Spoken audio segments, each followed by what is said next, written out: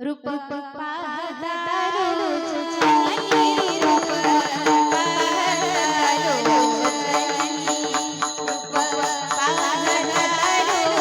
रोजनी रूप पाहता रोजनी रूप पाहता रोजनी रूप पाहता रोजनी रूप पाहता रोजनी रूप पाहता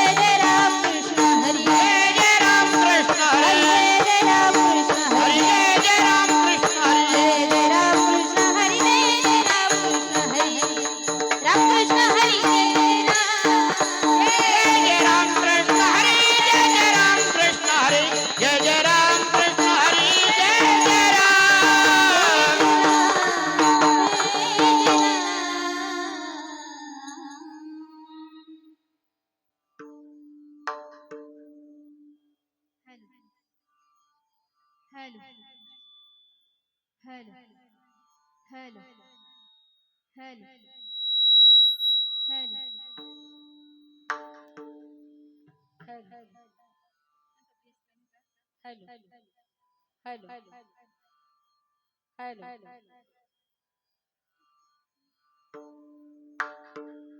एवढा प्रभु भावे एवढा प्रभु भावे एवढा प्रभु भावे एवढा प्रभु भावे तेरी संतुष्टी रहावी तेरी संतुष्टी रहावी तेने संतुष्टी राहावे तेने संतुष्टी राहावे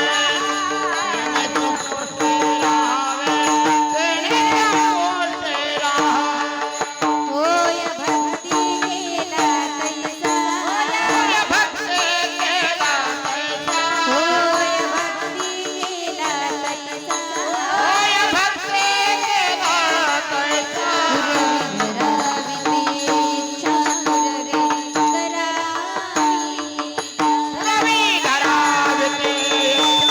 पुरवी धरावी ते इच्छा पुरवी धरावी ते इच्छा पुरवी धरावी ते इच्छा एवढा जगदानी एवढा जगदाने एवढा जगदानी एवढा जगदाने मागे तुळशीदर पाणी मागे तुळशीदर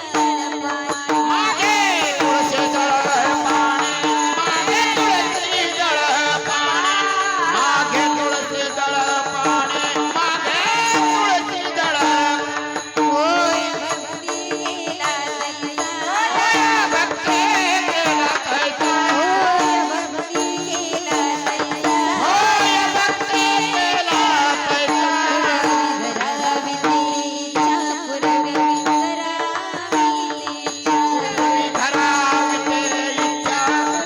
धरावी तेच्या पुरवी धरावी ते इच्छा पुरवी धरावी आला नावा रूपा आला नावा रूपा तुका म्हणे झाला सोपा तुका म्हणे झाला सोपा झाला सोपा तुका म्हणे झाला सोपा तुका म्हणे झाला होय भक्ती केला तैसा होय भक्ती केला तैसा होय भक्ती केला तैसा होय भक्ती केला तैसा पुरवी धरावी तेच्या पुरवी धरावी तेच्या पुरवी धरावी ते इच्छा पुरवी धरावी ते पुरवी धरावी ते इच्छा पुरवी धरावी विठोबा रघुमाई विठोबा रघुमाई विठोबा रघुमाई विठोबा रघुमाई विठोबा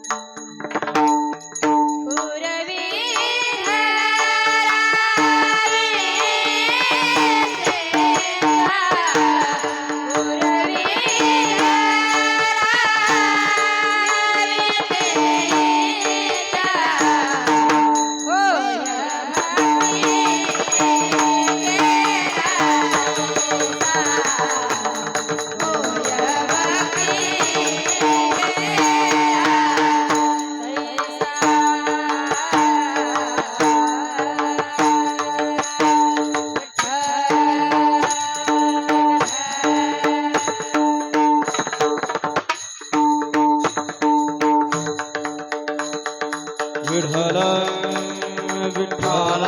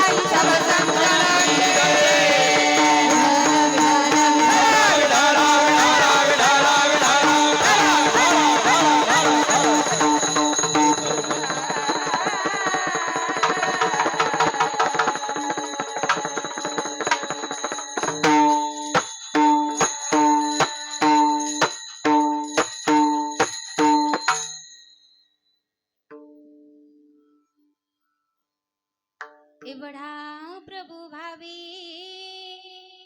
तिने संपुष्टी रहावे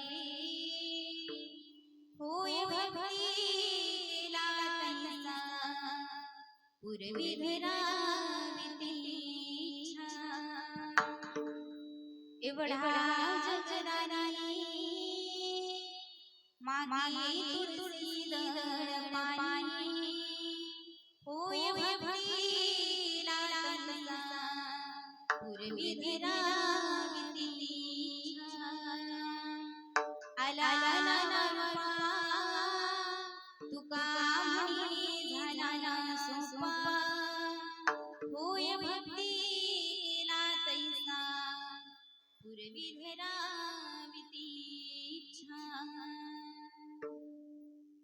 नमो विठ्ठला राजया पांडुरंगा नमो रुक्मिणी माऊली ज्ञानगंगा नमो पुंडलिका नमो चंद्रभागा नमस्कार माझा रुक्मिणी पांडुरंगा पांडुरंगा करू प्रथम नमन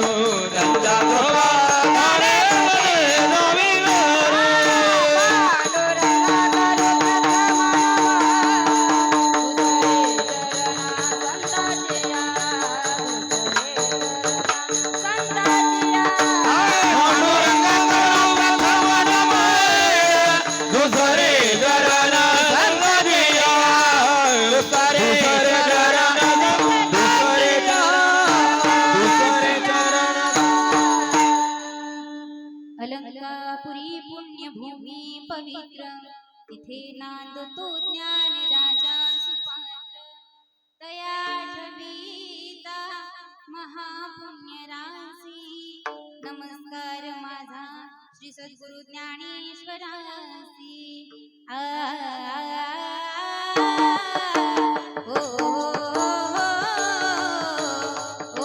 नमो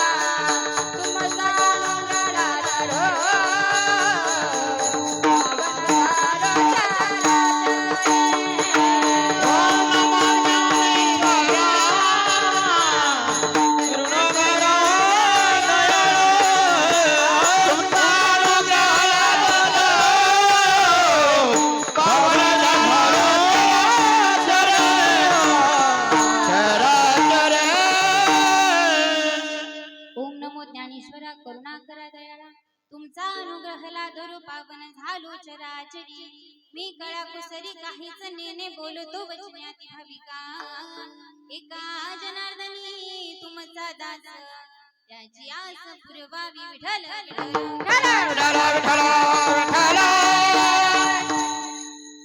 एवढा प्रभू भाविकेने संपुष्टी राहावी होय भक्ती केला तैसा पूर्वी धरावी इच्छा अभंगाला सुरुवात करण्यापूर्वी थोडासा परिहार द्यायचा तो म्हणजे असा की आज या ठिकाणी चालत असलेला हा अखंड हरिनाम सप्ताह आणि या सप्ताहातील चौथ्या दिवसाची कीर्तन रूपी सेवा माझ्यासारख्या पामराकडे आली त्याबद्दल मी तुमच्या सगळ्यांचे आभार मानते। तसेच माझे गुरुवर्य आदरणीय हरिभक्त परायण महाराष्ट्रातील नामवंत कीर्तनकार सौभाग्यवती वनिताताई प्रकाश पाटील व प्रकाश पांडुरंग पाटील यांच्या गुरुकृपेने तसेच तुम्ही बसलेली सर्व श्रोते मंडळी माझ्यापेक्षा वयाने मानाने आणि ज्ञानाने मोठे असणाऱ्या प्रत्येकाच्या चरणी एकदा नतमस्तक होऊन माझ्या कीर्तन रूपी सेवेला सुरुवात करते। मस्तक हे पायावरी मस्तक हे पायावरी मस्तक हे पायावरी मस्तक हे पायावर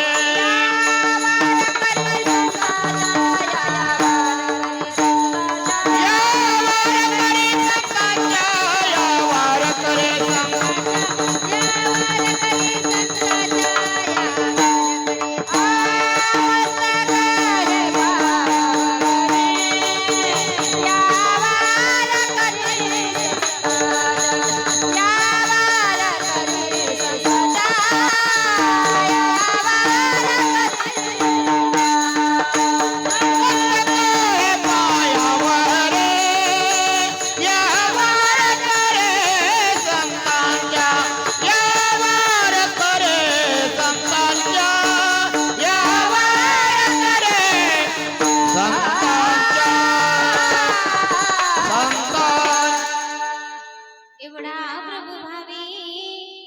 तेने संपुष्टी रहावी.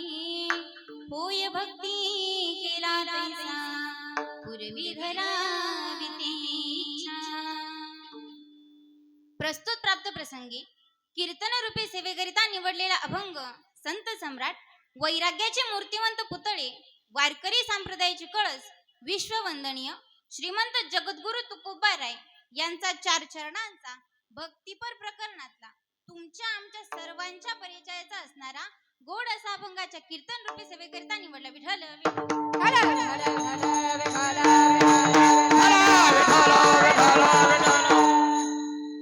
या अभंगाद्वारे जगद्गुरु तुकोबाराय पांडुरंग परमात्म्याच्या ऐश्वर्याचं व्यापकतेचं आणि महानतेचं वर्णन करतात. एवढा मोठा परमेश्वर हे शब्दाने देखील सांगता येत नाही, परंतु आपल्या भक्ताच्या भावाकरिता तो देव किती छोटा होतो तेने संपुष्टी राहावे. ज्याप्रमाणे आपण त्याची भक्ती करू ना त्याप्रमाणे तो भगवान परमात्मा भक्ताच्या मनातील सगळ्या इच्छा पूर्ण करतो. होय भक्ती केला तैसा पुरवी धरावी ते इच्छा. पुढे जाऊन तुकोबाराय सांगतात, एवढा मोठा जगाला दान करणारा परमात्मा सगळ्या जगाला दान करतो एवढा जगदानी, पण आपल्या भक्ताकडे काय मागतो तर मागे तुळशी दळ पाणी. शेवटी तुकोबाराय म्हणतात, तो देव पुंडलिका करिता आला, पुंडलिकाच्या नावाकरिता आला, आला नावा रूपा, परंतु सगळ्या जगाला सोपा झाला. तुका म्हणे झाला सोपा. विठ्ठल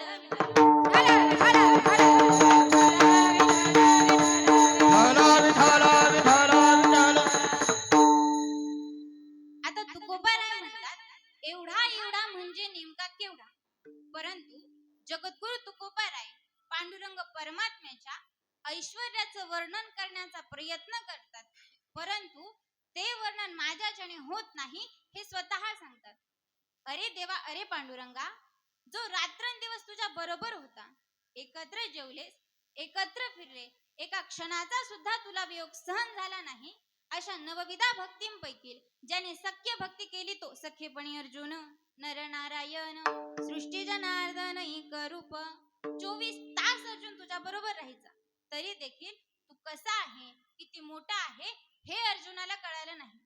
अर्जुनाचं जाऊ द्या, पण ज्या यशोदा मातेनं त्याचा सांभाळ केला ना, तिला देखील आपला मुलगा कसा आहे, किती मोठा आहे हे समजलं नाही. कारण एक दिवस यशोदा माता घरामध्ये काहीतरी काम करत असताना बाहेर जाऊन गपचूप कृष्णाने माती खाल्ली. आता माती खाल्ली हे बळीराम दादाने बघितलं. बळीराम दादा पळत पळत आपल्या आईकडे गेला आणि सांगितलं, आई अगं बाहेर कृष्णाने माती खाल्ली. माती खाली म्हणून यशोदा माता त्याला मारण्याकरिता काठी घेऊन गेली, तर ते बालक आपल्या आईला सांगू लागलं, आई ग आई नाही खाली ग म्या,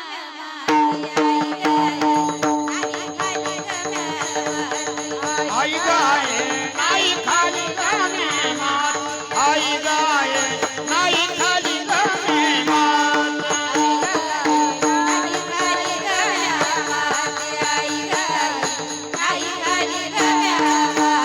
आई गाय नाही खाली गमे माती, आई गाय नाही खाली गमे माते. बळीराम दादा हो बळीराम दादा, बळीराम दादा ओ बळीराम दादा, बळीराम दादा हो बळीराम दादा, बळीराम दादा ओ बळीराम दादा, बळीराम दादा खोट बोलतो बळीराम दादा खोट बोलतो बळीराम दादा, उभांड घेतो मजवरती. ए आई ग आई नाही खाली ग म्या,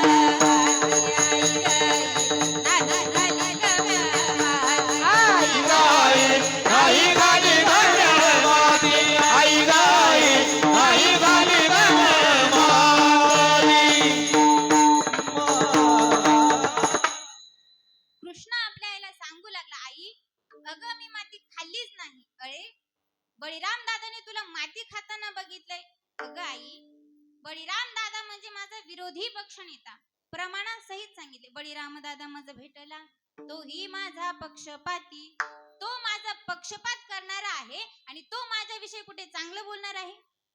कृष्णा बळीराम दादा खोटं बोलते मान्य करते, पण बाकीचे गोपाळ सांगते कृष्णा तू माती खाल्ली. पण ऐका, ज्या वेळेस कृष्णा आपल्याला सांगत होता ना की आई मी माती खाल्लीच नाही, त्यावेळेस कृष्णाचं वय बघितलं तर किती होतं? तळवे तळ हात, तळवे तळ हात, तळ हात टेकीत, तळवे तळ हात, तळवे तळ हात, तळ हात टेकीत, डाव्या गुडघ्याने गुडघ्याने राखत, डाव्या गुडघ्याने गुडघ्याने राखत, डाव्या गुडघ्याने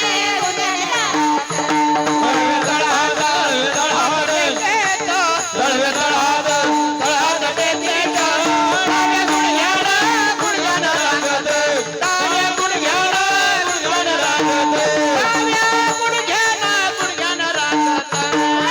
रंगनाथ रंगणे रंगनाथ देखीला कसं ये, रंगणे रंगनाथ रंगनाथ देखीला कसं ये, डाव्या गुडघ्याने गुडघ्याने राखत, डाव्या गुडघ्याने गुडघ्याने राखत, डाव्या गुडघ्याने गुडघ्याने राखत.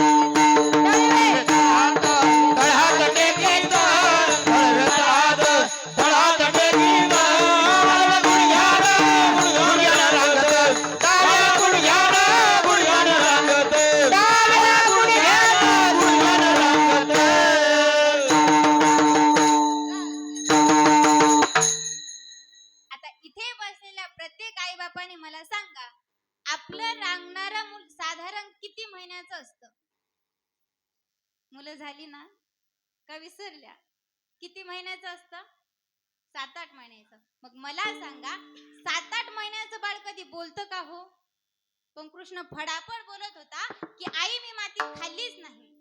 त्यावेळेस यशोदा माता म्हटलं कृष्णा बळीराम दादा खोटं बोलतोय मान्य करते, सगळे गोपाळ खोटं बोलताय मान्य करते, पण कृष्णा तुझ्या तोंडाला माती लागली त्याचं काय?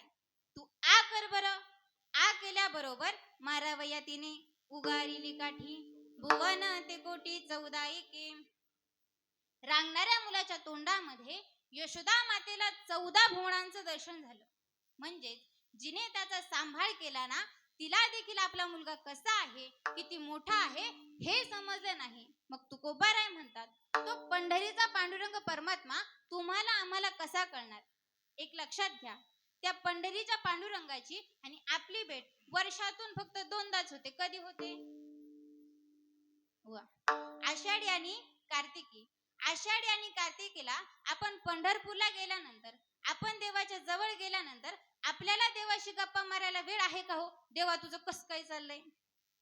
उलट आपण देवाच्या जवळ गेलो की काही काही माणसं देवाचा चेहरा बघतात की तिथले लोक लगेच ढकलतात. काही काही माणसं देवाचे पाय बघतात की तिथले लोक लगेच ढकलतात. आणि काही काही माणसं आपण त्या समोरच्या टीव्ही मध्ये दिसतो का नाही हे बघतात, पण त्यांना देवच दिसत नाही.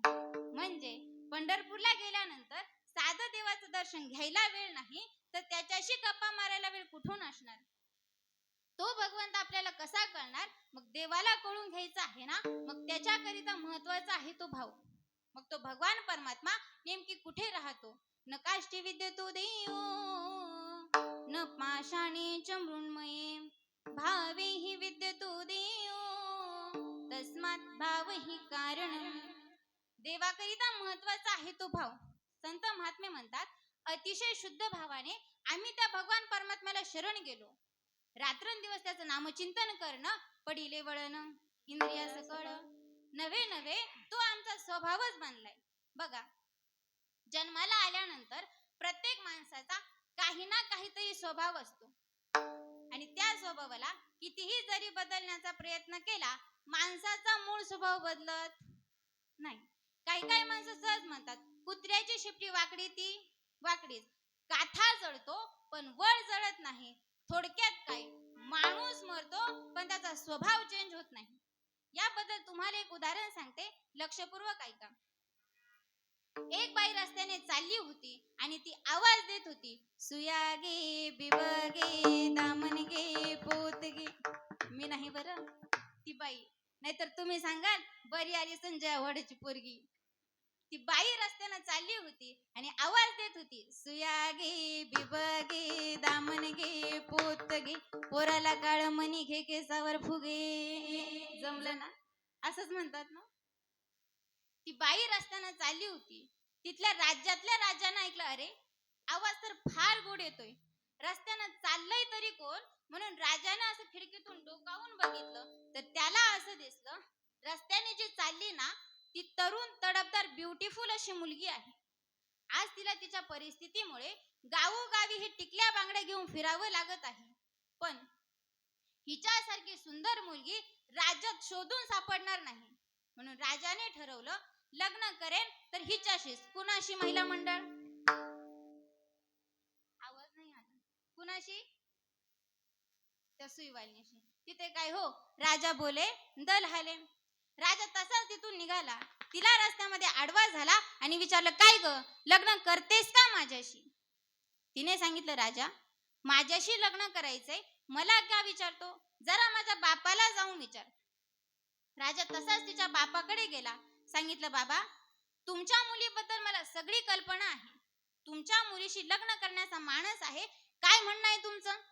बापाने सांगितलं, मुलगी माझी, संसार माझ्या मुलीला करायचाय, 2 शब्द जरा मुलीला विचारतो आणि मग तुम्हाला सांगतो. राजा म्हटला, मी मुलीला विचारलं लग्न करते का, तर मुलगी सांगते बापाला विचार. आणि बापाला विचारलं लग्न करता का, तर बाप सांगतो मुलीला विचारून सांगतो. म्हणजे मी तुम्हाला काय फुटबॉल वाटलो इकडून तिकडे उडवायला? मी राजा आहे, द्यायचं असेल तर हो बोला, नाहीतर सरळ नाही बोला. बापाने विचार केला, आपण कुठे राजाच्या दारामध्ये गेलो होतो? स्वतःहून राजा आला ना, ठीक आहे म्हटला, माझी मुलगी मी तुम्हाला देतो. आता देतो म्हटल्यानंतर राजवाड्यामध्ये मोठ्या आनंदाने मोठ्या उत्साहाने लग्न सोहळ्याला सुरुवात झाली. आणि एक 7-8 दिवसामध्ये त्या दोघांचं लग्न पार पडलं.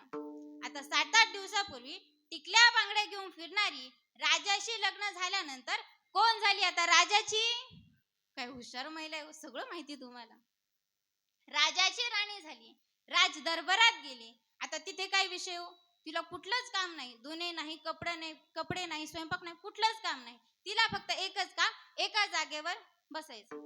बरं, दिवसभरातून 3-4 वेळा 5ही पक्वान्नाचं ताट समोर यायचं. ताट समोर आलं की कुठेतरी लपवून ठेवायची आणि शिळे तुकडे झाले की कडाकड फोडून खायची. का? कारण ताजं खाणं हा तिचा स्वभावच नव्हता. बरं, हिंदू धर्माच्या प्रथेप्रमाणे राजवाड्यामध्ये सत्यनारायणाची महापूजा आयोजित करण्यात आली. पूजा वगैरे पार पडली. नणंदबाई पुढे आली आणि म्हटली, वहिनी जरा नाव घ्या. आता नाव घ्या म्हटल्यानंतर थोडीशी लाजली आणि तिने नाव घ्यायला सुरुवात केली. मी घेऊ का नाव? का तुम्ही कोणी घेता? पाठीमागे घेता का कोणी?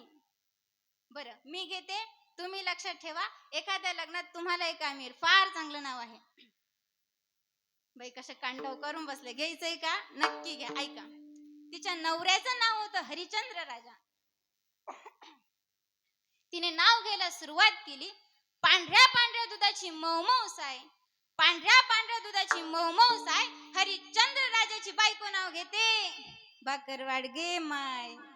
म्हणजे राजाची राणी झाली, पण तिचा भाकरी मागायचा स्वभाव गेला का? आधी होती दासी हो, आधी होती दासी, पटराणी केली तिसी, तिचे हिंडणे राहिना मुळे स्वभाव सारा, तिचे हिंडणे राहिना मुळे स्वभाव सारा.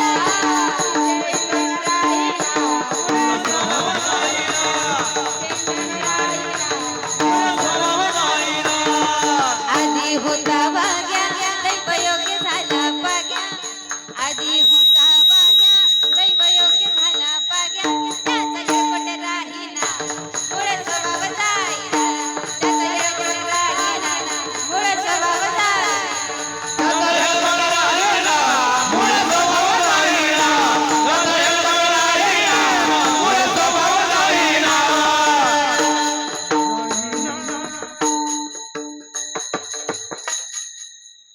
संत महात्मे म्हणतात, त्यांचं देवाचं नामस्मरण करणं हे आमच्या देहाला लागलेलं वळण आहे आणि मूळ स्वभावाचं माझ्या नाथ बाबांचं प्रकरण आहे. आधी होती दासी पटराणी केली तिसी, तिचे हिंडणे राहिना मूळ स्वभाव जाईना, तिचे हिंडणे राहिना मूळ स्वभाव जाईना. आधी होता वाग्या, इथं कुणी वाग्या, दैव योग्य झाला पाग्या, त्याचा येळकोट राहीना, मूळ स्वभाव जाईना, त्याचा येळकोट राहीना, मूळ स्वभाव जाईना. रात्रंदिवस त्याचं नामचिंतन करणं आमच्या देहाला लागलेलं वळण आहे. नवे नवे तो आमचा स्वभाव बनलाय. आणि भगवान परमात्म्याचं नामचिंतन अतिशय शुद्ध भावाने करायचं असतं. आणि आपण जर त्याचं नामचिंतन शुद्ध भावाने केलं तर आपल्याला भगवान परमात्म्याची प्राप्ती होणार. शुद्ध ज्याचा भाव झाला दुरी नाही देव त्याला. तुकोबाराय म्हणतात, मी त्या देवाची शपथ घेऊन सांगतो, तुझी आन वाहीन गा देवराया, बहु आवडसी जीवापासूनिया, कानडिया विठोबा कानडिया, कानडिया विठोबा कानडिया. तुकोबाराय देवाची शपथ घेऊन सांगतात. देवाकरिता महत्वाचा आहे तो भाव. तुकोबाराय म्हणतात, आम्ही मनापासून प्रेम करतो ते भगवंतावर. तुकोबाराय देवाची शपथ घेऊन सांगतात ना, मग आपणही देवाची शपथ घेतो. पण कधी तर समोरचा माणूस बोलतो ते खरं आहे का,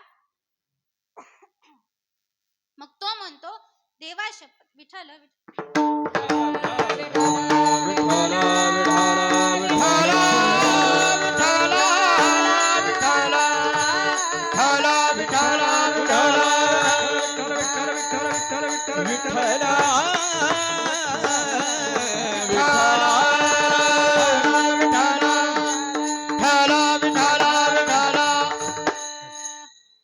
तुकोबाराय देवाची शपथ घेऊन सांगतात, मग आपणही देवाची शपथ घेतो. पण कधी तर समोरचा माणूस बोलते ते खरं आहे का, मग तो म्हणतो देवा शपथ.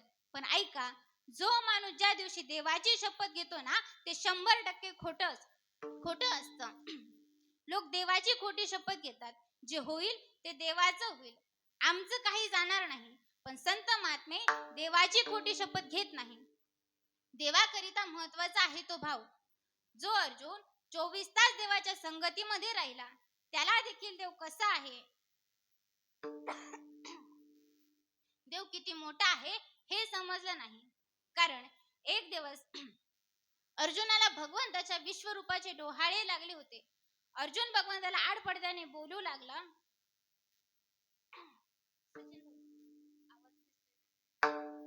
विठ्ठल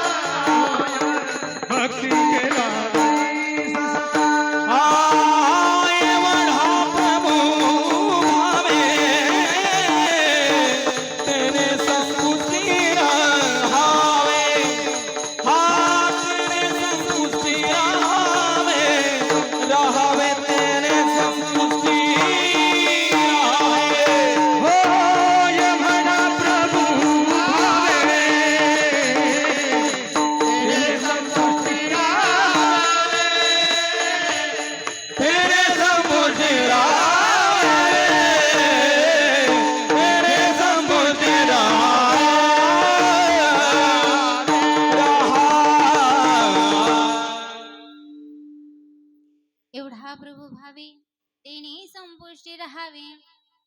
तुकोबाराय म्हणतात, आमचा एवढा मोठा देव आहे, अर्जुनाला हजारो डोळे दिले तरी देखील अर्जुन भगवंताचे विश्वरूप पाहू शकला नाही. एवढा मोठा देव आहे ना, पण आमच्या जनाबाईच्या भक्तीसाठी अगदी वेडा व्हायचा. किती वेडा व्हायचा तर ऐका. जनाबाई जात्यावर दळण दळायला बसली की देवही यायचा आणि जनाबाईला जात्यावर दळण दळू लागायचा. एक दिवस दळण दळत असताना जनाबाई देवाला म्हणाले, देवा तू रोज मला दळण दळू लागायला येतोस, पण आज दळण दळताना माझी एक अट आहे. आज आपण मुकमुक दळण दळायचं नाही. तर मी पुढे ओवी म्हणते, तू माझ्या पाठीमागे म्हणायचं.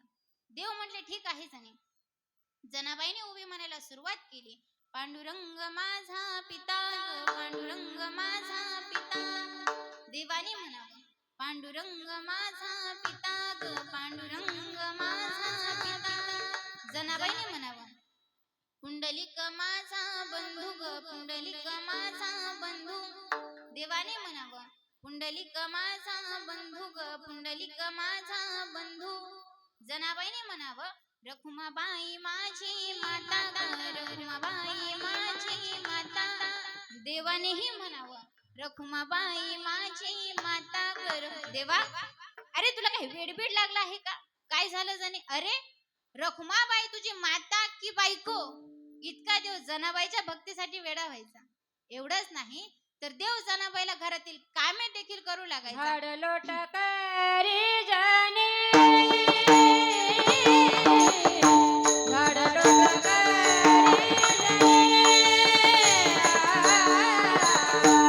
झाड लोट करी जाणे. झाड लोट करी जाणे.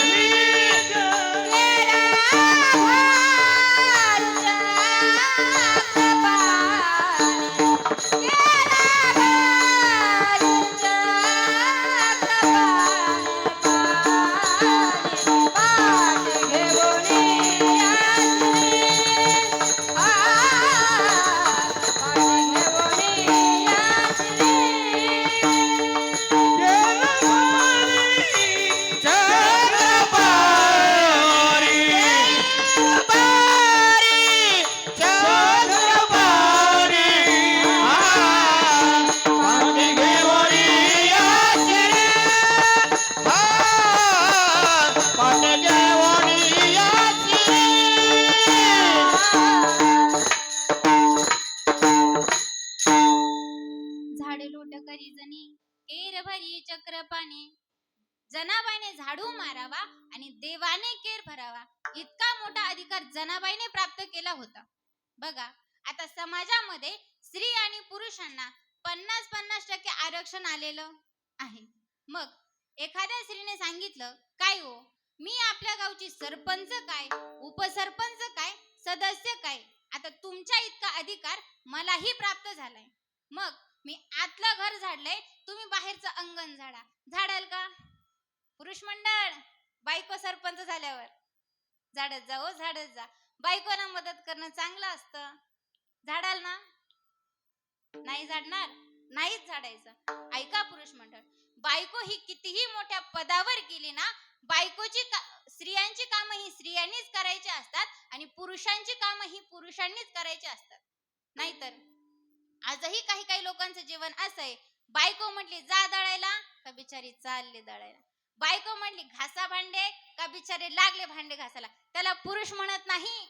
त्याला आपल्या गावठी भाषेमध्ये म्हण आहे, जन्माला आला हेला आणि ओझे वाहून वाहून मेला म्हणतात ना. बघा, एक बाई आपल्या नवऱ्याकडून सगळी कामे करून घ्यायची. कपडे धुणं, भांडी घासणं, स्वयंपाक करणं, सगळी कामे. एक दिवस तिचा नवरा बाहेर अंगणामध्ये झाडू मारत होता. पळत पळत गेली, तिच्या नवऱ्याच्या हातातून झाडू घेतला आणि म्हटली, तुम्ही आज दिवसभर काहीच काम करायचं नाही, तुम्ही आज दिवसभर फक्त आराम करायचा. तो म्हटला, काय ग, काय झालं असं? ती म्हटली, नाही नाही, आणा इकडे तो झाडू, मी झाडू मारते.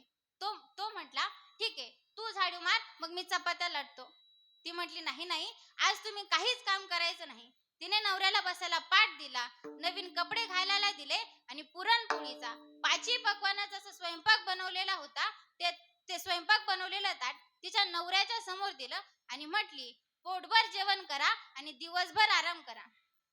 तो म्हटला, काय ग, वर्षभर मला राब राब राबून घेतेस आणि आज तुला देव कुठला पावलाय? आई तो ताट मला जेवायला दिलंय. ती म्हटली, मला देव वगैरे काही पावला नाही. तुमच्या लक्षात नाही का म्हटली, आज बैल पोळा येते. तुम्हाला माहिती आहे बैल पोळ्याच्याच दिवशी नवऱ्याला बैलाला काम सांगत नाही. म्हणून म्हणून पुरुषांची कामं ही पुरुषांनीच करायची असतात आणि स्त्रियांची कामं ही स्त्रियांनीच करायची असतात.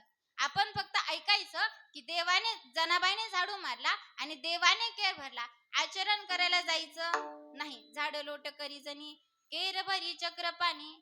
एवढंच नाही तर जनाबाई देवासोबत भांडण देखील करायची आणि भांडण करून देवाला शिव्या द्यायची. शिव्या देऊन काय म्हणायची, अरे काळ्या विठ्यामुळं मायेच्या कारट्या, तुझी रांडरणकी झाली जन्म सावित्री पिढाल्याली. तुझे गेले मढे तुला पाहुनी काळ रडे, उभी राहुनी अंगणी शिव्या देती दासी जनी. काय म्हणते हो जनी की अरे काळ्या विठ्या तुझी रांड रंडकी झाली.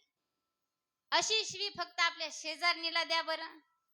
प्रयोग करू नका, कारण आपल्या डोक्यावर एकही केस राहणार नाही. का तर ती जनाबाई होती. देवाकरिता महत्वाचा आहे तो भाव. एवढा मोठा देव आहे पण आमच्या जनाबाईने त्याच्या गळ्याला दोर बांधला. कशाचा दोर बांधला? भावाचा दोर बांधला. एवढा मोठा प्रभू आमच्या यशोदा मातेनं पकडला. कसा पकडला? त्याला उखळाला बांधलं. कशाच्या जोरावर? भावाच्या जोरावर. माऊली हरिपाठामध्ये वर्णन करते, बाहुबळे आकडे हिरवी नाकडे, बाहुबळे आकडे हिरवी नाकडे, बाहुबळे आकडे हिरवी नाकडे, बाहुबळे आकडे हिरवी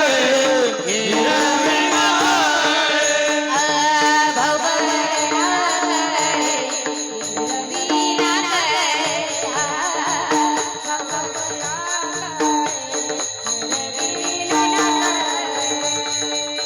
बाहुबळे आकडे हिरवी नाकडे, बाहुबळे आकडे हिरवी नाकडे.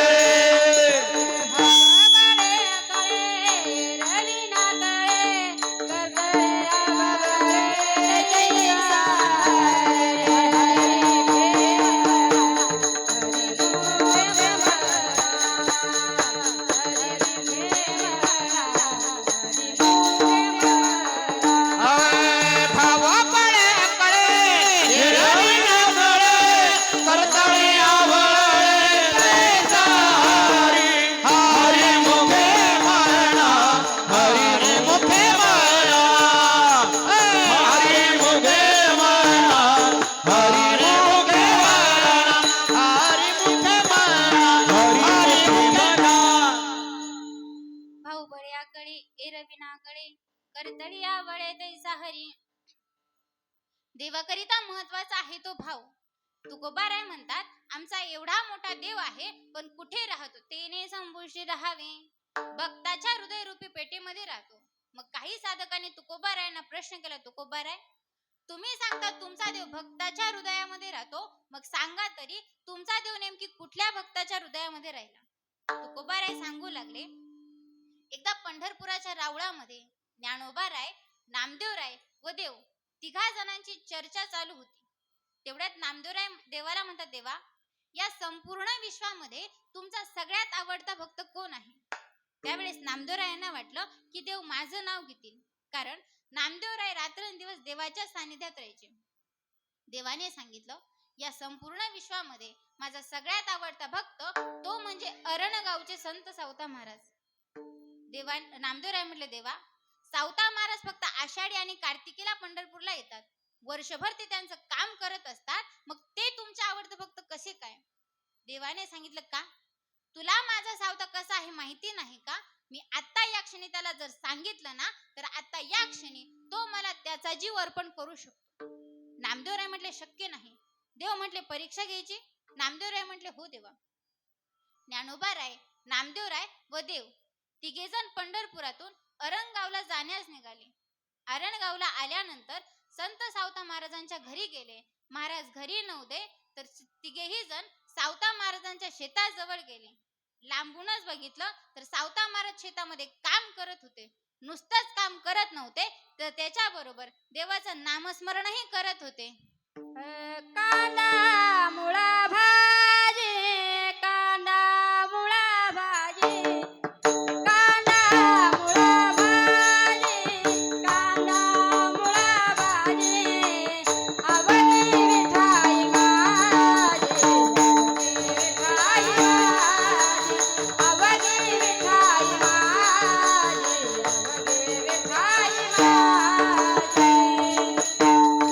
कांदा मुळा भाजी, कांदा मुळा भाजी, कांदा मुळा भाजी, कांदा मुळा भाजी, अवघे विठाई माझी, अवघे विठाई माझी, अवघे विठाई माझी, अवघे विठाई माझी.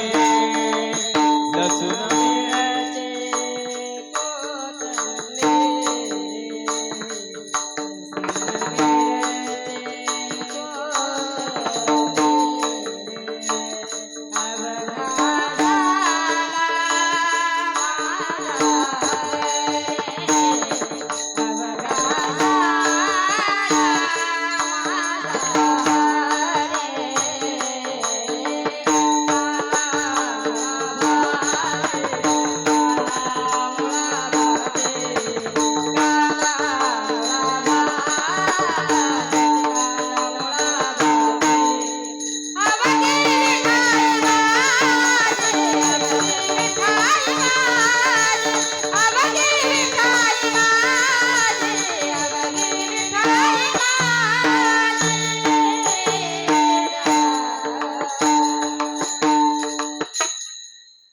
कांदा मुळा भाजी अवघी विठाबाई माझी. शेतामध्ये काम करत असताना देवाचं नामस्मरण करत होते. देवाने ठरवलं होतं परीक्षा घ्यायची. देवाने नामदेवरायांना विचारलं, नामदेवा घ्यायची परीक्षा? नामदेवराय म्हटले, हो देवा. तिघांनीही साध्या माणसाचं रूप धारण केलं आणि देवाने सांगितलं, मी चोर बनून पुढे पळतो, तुम्ही दोघांनी माझ्या पाठीमागे चोर चोर म्हणत पळायचं. ज्ञानोबाराय नामदेवराय म्हटले, ठीक आहे देवा. देव पुढे पळू लागले. ज्ञानोबाराय व नामदेवराय मागे पळू लागले. देव पळत पळत सावता महाराजांच्या जवळ गेले आणि सांगितलं, महाराज महाराज माझ्या पाठीमागे चोर लागले आहे, मला कुठेतरी लपवा. महाराजांनी सांगितलं, आजूबाजूला एवढी मोठी शेती आहे, झाडं झुडपं आहे, तुम्ही कुठेही लपा. देवाने सांगितलं, नाही नाही महाराज, माझ्या पाठीमागे जे चोर लागले आहेत ना ते खूप डेंजर आहेत. मी जगाच्या पाठीवर कुठेही लपलो तरी ते मला शोधून काढतील, म्हणून तुम्ही मला अशी जागा द्या की त्या जागेवरून मला कधीच कोणीच शोधू शकणार नाही. त्यावेळी सावता महाराजांच्या लक्षात आलं की अरे, साध्या माणसाच्या रूपामध्ये माझा पंढरीचा पांडुरंग परमात्माच माझी परीक्षा घेण्याकरिता आलाय. शेतामध्ये काम करत होते. बाजूला विडा होता. तो विडा हातामध्ये घेतला आणि मागचा पुढचा विचार न करता आपली छाती विदीर्ण केली आणि ते साठविला जाता त्रैलोक्यात, साठविला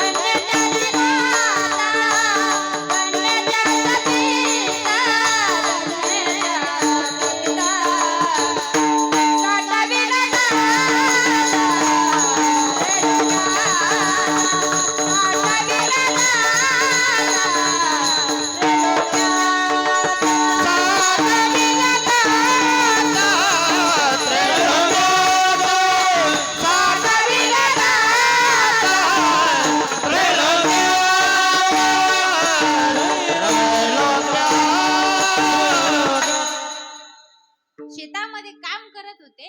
आपली विडा घेतला आणि आपली छाती विदीर्ण केली आणि देवाला सांगितलं, या लपा माझ्या हृदयामध्ये. म्हणजे देव कसा झाला तर छोटा झाला तेने संपुष्टी राहावे.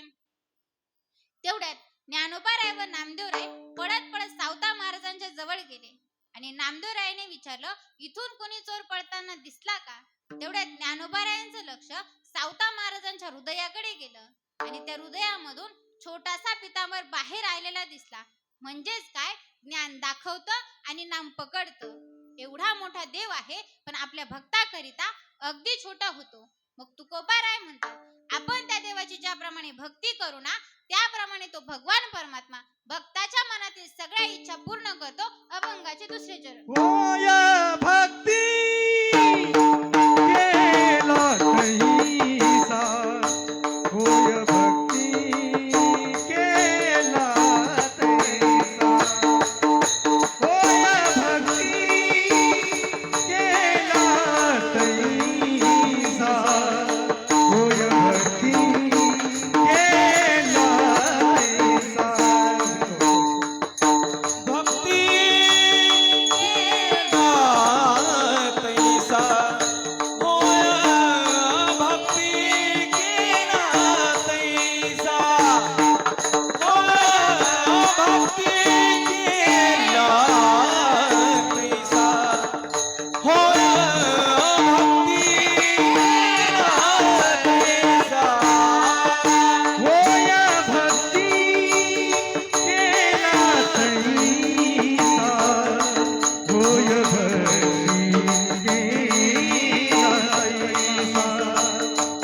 होय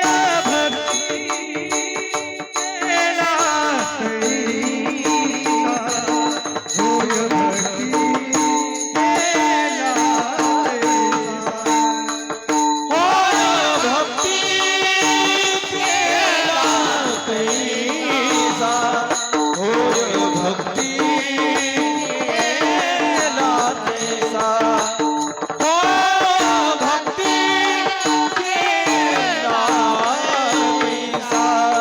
होय भक्ती केला तैसा, होय भक्ती केला तैसा, होय भक्ती केला तैसा, पुरवे भरावे इच्छा, होय भक्ती केला तैसा, पुरवे भरावे इच्छा, पुरवी धरावी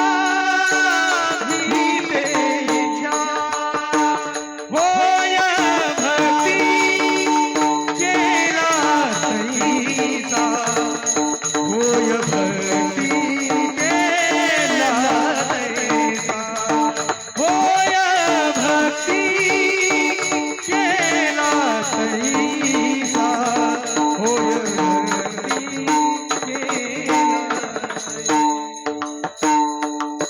होय भक्ती केला तैसा, पुरवी धरावे इच्छा, होय भक्ती केला तैसा, पुरवी धरावी इच्छा, पुरवी धरावी इच्छा, होय भक्ती केला तैसा, होय भक्ती केला तैसा, होय भक्ती केला तैसा, होय भक्ती केला तैसा, होय भक्ती केला तैसा, पुरवी धरावी इच्छा, पुरवी धरावी इच्छा, पुरवी धरावी इच्छा, होय भक्ती केला तैसा, पुरवी धरावी इच्छा, पुरवी धरावी इच्छा, पुरवी धरावी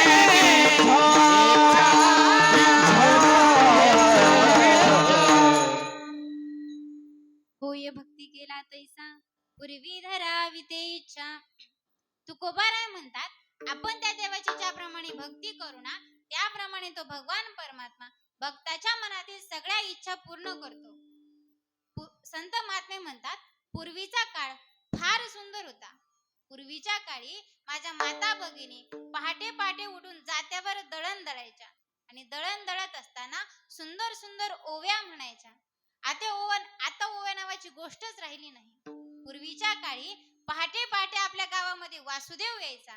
वासुदेव गावात आला की त्याच्या नामचिंतनानं आपलं गावच नाही तर सगळं आभाळ दुमदुमून जायचं. उजळून आलं आभाळ रामाच्या पारी अन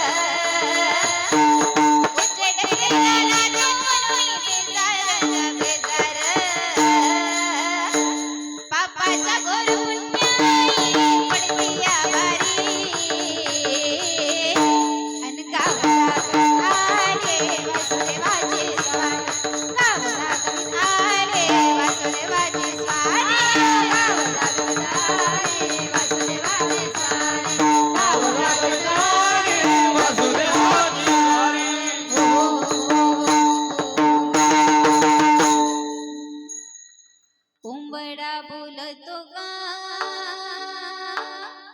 कोंबडा बोलतो गा उगवतीच्या डोईवरी तुरा सूर्याचा डोलतो गा नारायणाचं रूप घेऊन ललैला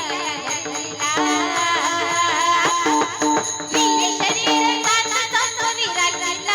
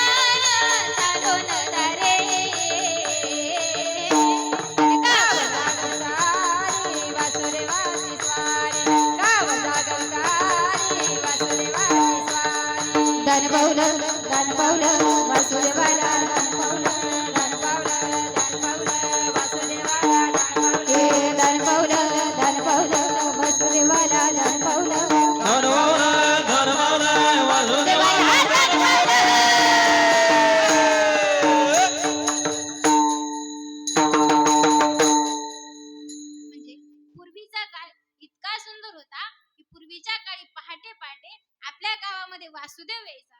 पण आता चित्रामध्ये दाखवावं लागतं की याला वासुदेव म्हणतात. म्हणजे पूर्वीच्या काळात आणि आताच्या काळात फार फरक पडलाय. तुकोबाराय म्हणतात आपण त्या देवाची ज्याप्रमाणे भक्ती करू त्याप्रमाणे तो भगवान परमात्मा भक्ताच्या मनातील सगळ्या इच्छा पूर्ण करतो. पूर्वी धरावी ते इच्छा. तुकोबाराय म्हणतात तुम्हाला त्या भगवान परमात्म्याकडे इच्छा करायची ना पण ती चांगली करा. नाहीतर काही काही बायका देवीच्या मंदिरात जातात आणि म्हणतात की हे देवी माते मी तुला 4 पायाचा 2 पायाचा वाहीन पण मला मुलगा सत्वर पावग मला भवानी रोडगा बाई तुला सत्वर पावग मला भवानी रोडगा बाई सत्वर पावग मला भवानी रोडगा बाई तुला सत्वर पावग मला भवानी रोडगा बाई तुला रोडगा बाई तुला भवानी रोडगा बाई तुला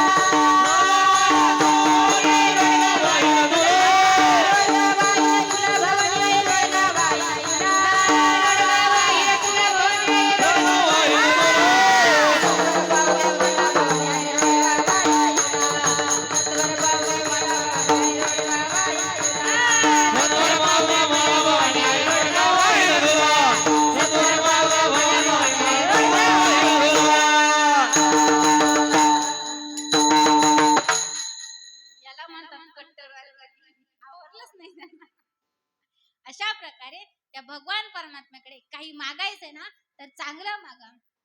एकाने भगवान परमात्म्याकडे मुलगा मागितला तर माझ्या भगवान परमात्म्याने वसुदेव देवकीच्या पोटी कृष्णाच्या रूपात जन्म घेतला. एकाने भगवान परमात्म्याकडे संपत्ती मागितली तर माझ्या भगवान परमात्म्याने त्याचा भाव बघितला आणि संपूर्ण गाव सोन्याचा करून दिला. सुदामा ब्राह्मण दुःख दारिद्र्य पिढीला मुष्टी पोहे घेऊन या, त्याचे भेटी लागी गेला शुद्ध भाव देखून या. गाव सोनियाचा दिला, गाव सोनियाचा दिला गा विठोबाचा धर्म, त्याचे चरणी लक्ष लागो विठोबाचा धर्म लागो.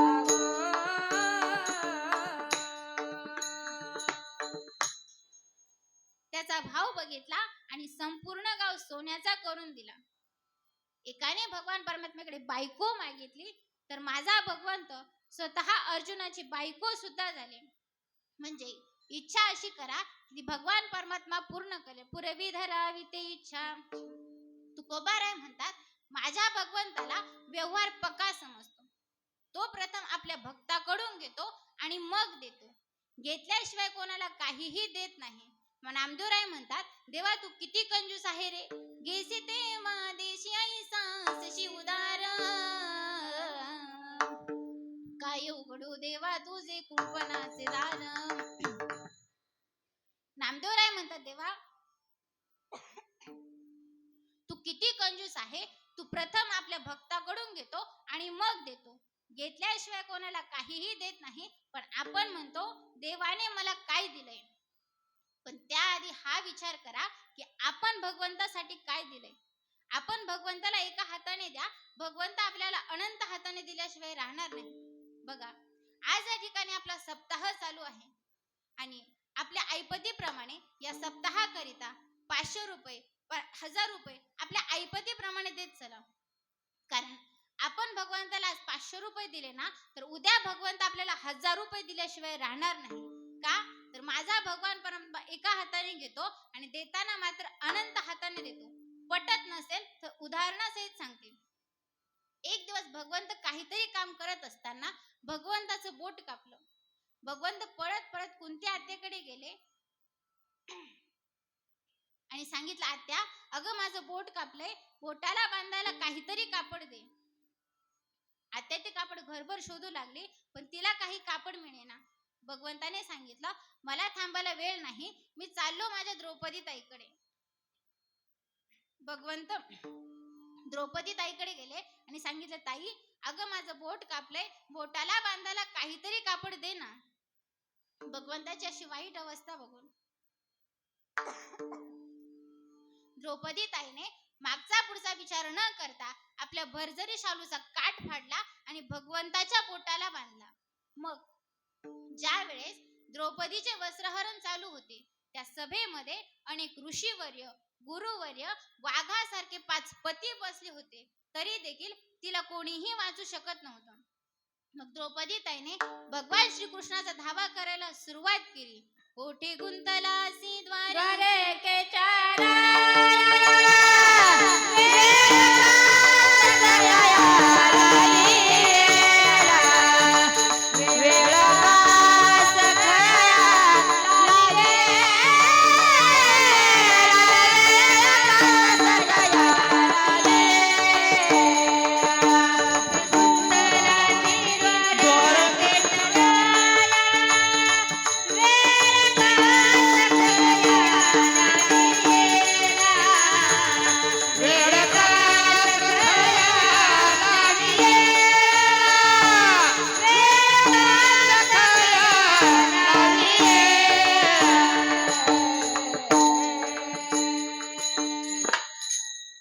गुंतलासी द्वारकेच्या राया वेळ का सखयाला वेला. द्रौपदी ताईने भगवान श्रीकृष्णाचा धावा करायला सुरुवात केली. भगवान परमात्मा तिच्या करिता आले. भगवान परमात्म्याने विचार केला की हिने मला काय दिलंय. मग त्यावेळेस देवाच्या लक्षात आलं की अरे ज्या वेळेस माझं बोट कापलं त्यावेळेस माझ्या कुंत्या त्याला कापड मिळालं नाही, परंतु माझ्या द्रौपदी ताईने तिच्या भरजरी शालूचा काठ फाडला आणि माझ्या बोटाला बांधला. मग त्या साडीच्या काठाला जेवढी धागे होती ना, त्याच्या हजारपट साड्या माझ्या भगवान परमात्म्याने तिच्या वस्त्रहरणाच्या वेळेस पुरवल्या. म्हणजेच काय, माझा भगवान परमात्मा देताना मात्र अनंत हाताने देतो, पण घेताना मात्र एका हाताने घेतो. मग तुकोबाराय म्हणतात, देवा तू किती मोठा आहे, तुझी या सत्तेने वेदांशी बोलणे, तुझी या सत्तेने वेदांशी बोलणे, तुझी या सत्तेने वेदांशी बोलणे, तुझी या सत्तेने वेदांशी बोलणे, सूर्याशी चालणे, तुझी या म्हणे, सूर्याशी चालणे, तुझी या म्हणे, ऐसा तू समर्थ ब्रह्मांडाचा धनी, ऐसा तू समर्थ ब्रह्मांडाचा धनी, ऐसा तू समर्थ ब्रह्मांडाचा धनी, ऐसा तू समर्थ ब्रह्मांडाचा धनी. तुकोबाराय म्हणतात, देवा तू किती मोठा आहे, तुझ्या सत्तेने वेद बोलतो, तुझ्या सत्तेने सूर्य चालतो, तुझ्या सत्तेशिवाय ढगातील पाण्याचा एकही थेंब खाली पडत नाही. आणि तू तुझ्या भक्ताच्या भावाची परीक्षा बघतो. बरं, परीक्षा बघून एवढा मोठा जगाला दान करणारा परमात्मा सगळ्या जगाला दान करतो, पण आपल्या भक्ताकडे काय मागतो? तुळशीचं पान, अभंगाचे 3रे चरण. ए बडा जगदानी, बडा जगदानी, ए बडा जगदानी, बडा